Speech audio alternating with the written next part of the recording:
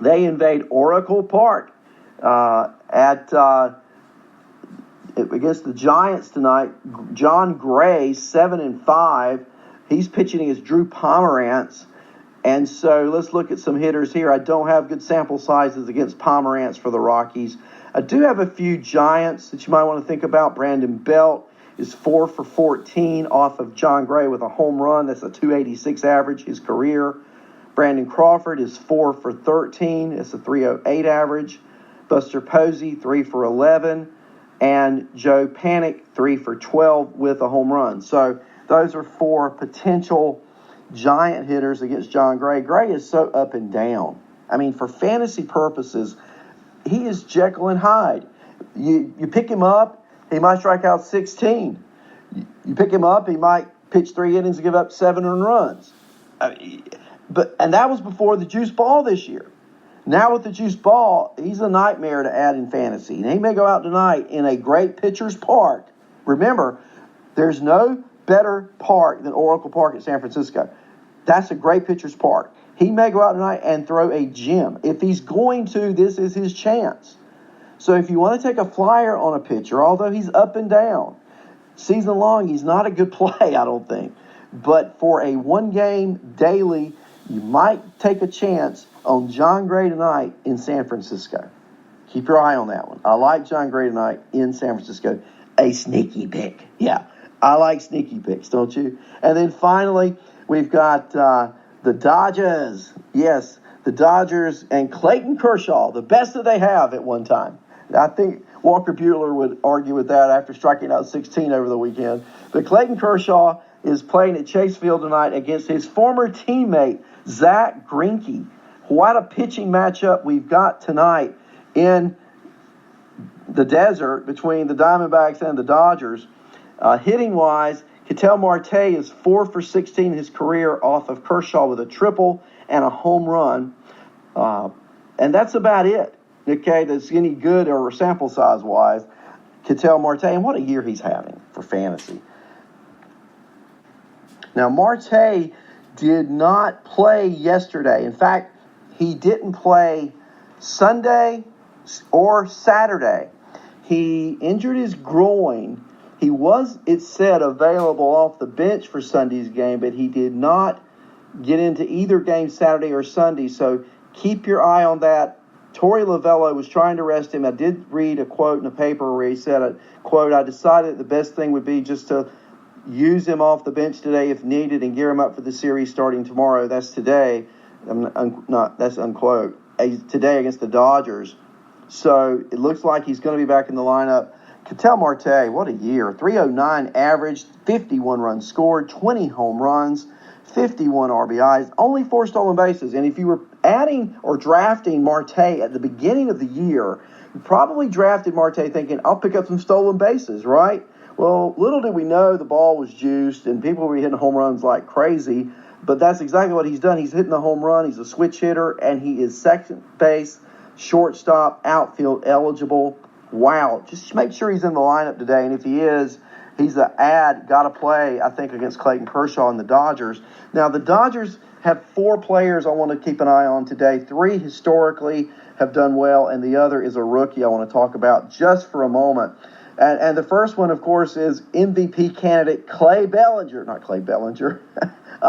Clay Bellinger is his dad. I got Yankees on my brain from yesterday because of being at the OldTimers game over the weekend, and here I am calling him Clay Bellinger. It's Cody Bellinger, Arnie. Get it right, okay? At least I self-corrected, okay, before you guys can come in and just bomb me in the chat room. It's Cody Bellinger. He's 9 for 22.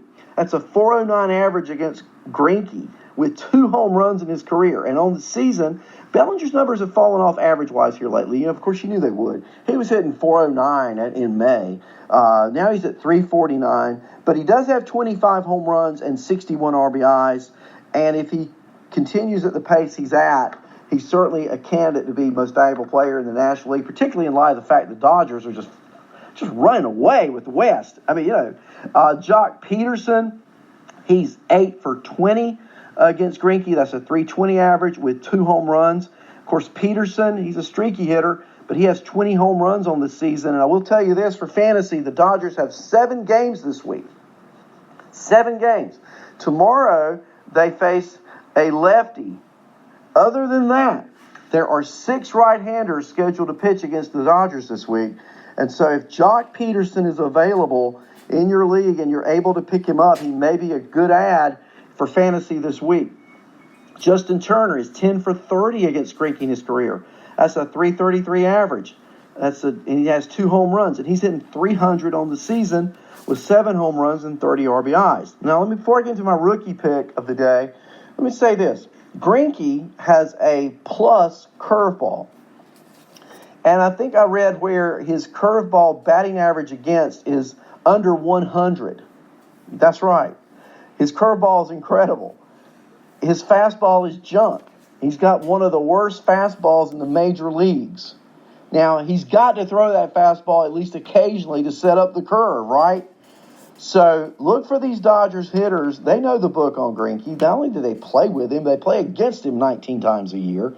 Look for these Dodger hitters to focus in on that fastball when it's thrown and to nail it tonight in the desert. Now, I guess you've been watching, I think I'm pronouncing it right, help me out, but Matt Beattie for the Dodgers.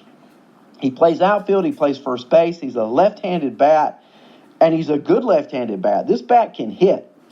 Over the weekend, Friday he went 2 for 4, Saturday 3 for 5, yesterday 2 for 4. That's 7 for 12 over the weekend. That's a .583 average over the weekend. He's hitting .333 on the year, 2 home runs, 13 RBIs.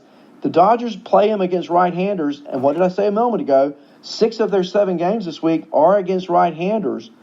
Beattie, he's an unknown quantity in so many leagues right now. I'm looking at the ESPN league. Not sure which league you play in, but hey, it could be Yahoo, it could be CBS, but I think these roll over. But Beattie is owned in only 0.1% of leagues. 0.1%. So he's slashing. He went on the IL about 2 weeks ago, or came off the IL about 2 weeks ago.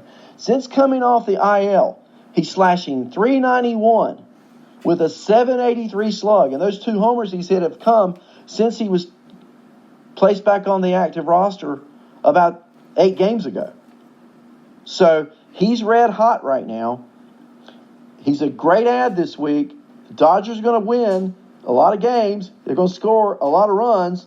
And Beattie is going to be in that mix. So go get him. What are you waiting on? You listen to me. Go get Beattie if he's available in your league this morning.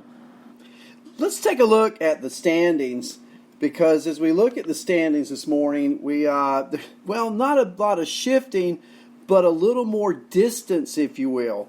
And, over the weekend, and I'm looking in the chat room. Mark, thank you for your comments. Mark Youngblood, friend of mine from Maryland, listening in to Philly radio this morning. It seems that there are headhunters not only in Philly, but also in Flushing. Kapler and Callaway, how long are they for managing jobs with the Phillies and Mets respectively? Good question, huh? And if you look at the standings this morning, it wasn't that long ago that Philadelphia, they were in either first place or close to it. Check a look. And I've been telling you this. Come on. Who's been telling you the National League East is Atlanta's to win? Who's been telling you? Arnie has. That's right.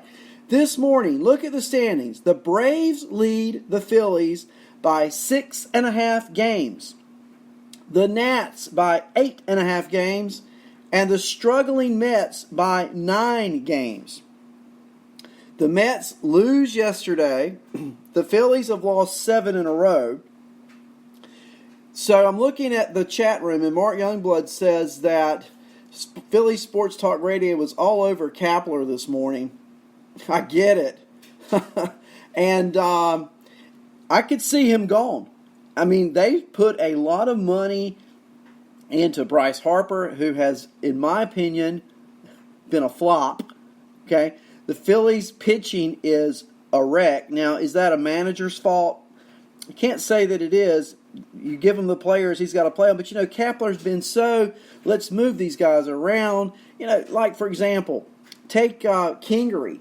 The kid's been killing it. Give him a position. Come on. Stability. These guys like to know when they get to the ballpark where they're going to be playing. I heard about that all weekend. And for a team to know they can win and to know they've got players they can win with is huge. So that's the question this morning. Who goes first, Callaway or Kepler? And then, of course, over the weekend, Callaway cusses out reporters, okay, using vile language. And so that just tells me he's feeling the stress. And, a manager has got to rise above those things. That's why he's called the manager. He's not called the maligner. He's called the manager. And he's got to deal with losing and winning both effectively and graciously, if you will. And to cuss out, for lack of a better word, a reporter, calling him names that I won't repeat, that's not classy at all. Okay, that's just a lack of class, that's a lack of control, and that's what I think is going on with the Mets. There's no control there. And until you put a winning attitude in the manager's office, you're not going to have a winning attitude on the field, and you're not going to be in championship games. Andrea says, bad idea to fire Kepler. Her opinion only. He's supportive of his players, works extremely hard. No doubt about that. But, here's the thing with teams who invest a lot of money. These owners, they invest millions of dollars. Andrea, how about this? They can't fire 25 players. They can fire one manager. So maybe he has lost that clubhouse by moving players around and stick with a lineup. Come on, you can do that. That's a change you can do. So let's keep our eye on that manager situation. I do know this. If you look at the wild card standings in the National League, Milwaukee owns the first wild card right now. They have a 1.5 lead over Colorado and St. Louis, and the Phillies are a game out of that second wild card. The Mets are 3.5 out of that second wild card. I'll say this, they're not out of it, but they better get into it soon or they will be. Okay, keep your eye on it. Also in divisions, in the National League, the Cubs, Milwaukee, still tight. All 5 teams there are within 5.5 games of first place.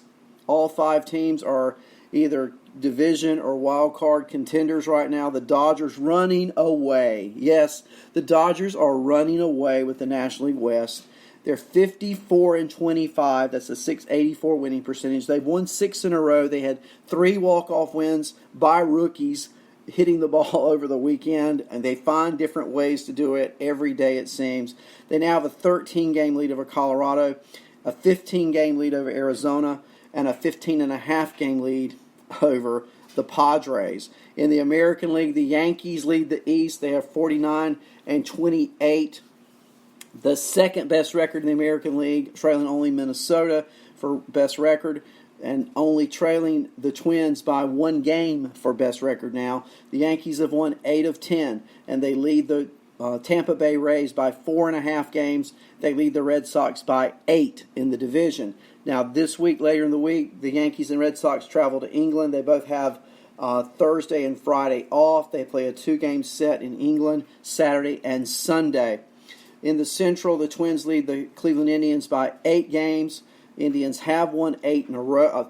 Not 8 in a row. They've won 8 of 10, and they've won 3 in a row. They trail by 8 games. And in the American League West this morning, the Astros sit at 49-30, 6.5 games ahead of Texas, 8 games ahead of Oakland.